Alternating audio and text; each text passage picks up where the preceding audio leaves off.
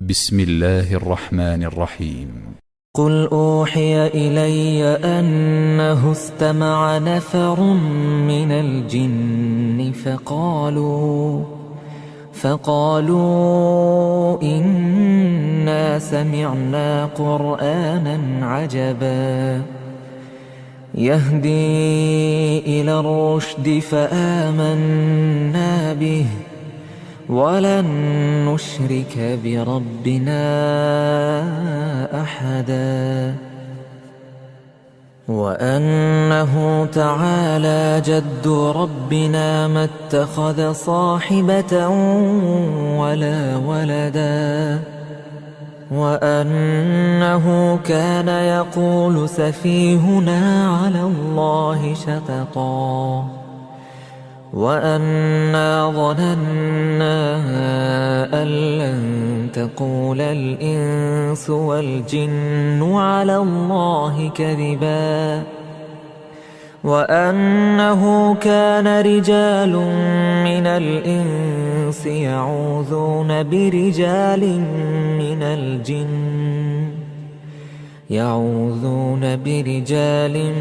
من الجن فزادوهم رهقا وأنهم ظنوا كما ظننتم أن لن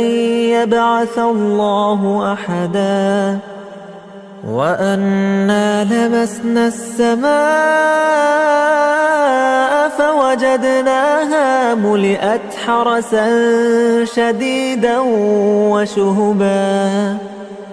وأنا كنا نقعد منها مقاعد للسمع فمن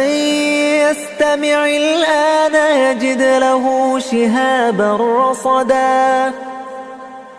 وأنا لا ندري أشر أريد بمن في الأرض أم أراد بهم ربهم رشدا وأنا منا الصالحون ومنا دون ذلك كنا طرائق قددا وأنا ظننا أن لن نعجز الله في الأرض ولن نعجزه هربا وأنا لما سمعنا الهدى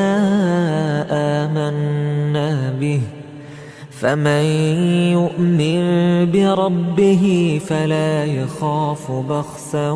ولا رهقا وأنا منا المسلمون ومنا القاسطون فمن أسلم فأولئك تحروا رشدا وأما القاسطون فكانوا لجهنم حطبا وأن لو استقاموا على الطريقة لأسقيناهم ماء غدقا لنفتنهم فيه ومن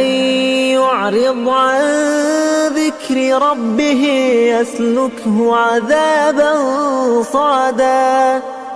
وأن المساجد لله فلا تدعوا مع الله أحدا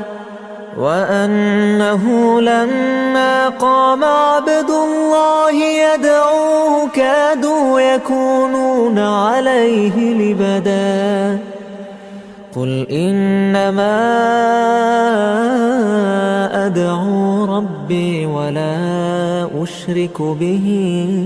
أحدا قل إني لا أملك لكم ضرا ولا رشدا قل إني لن يجيرني من الله أحد ولن أجد من دونه ملتحدا إلا بلاغا من الله ورسالاته ومن يعص الله ورسوله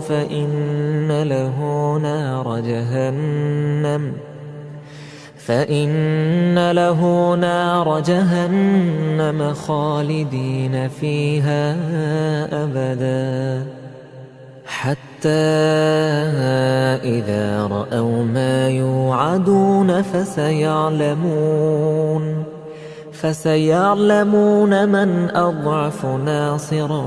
وأقل عددا قل إن أدري أقريب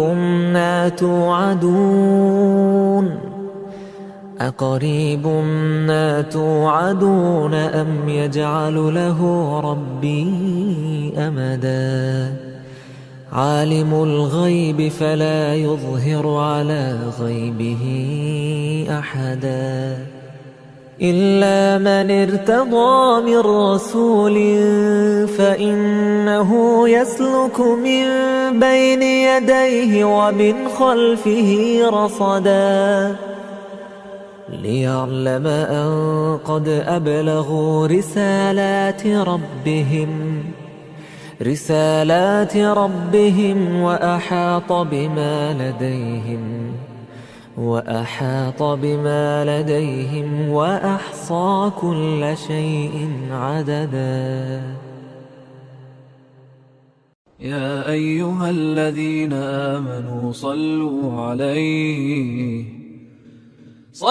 عليه وسلموا تسليما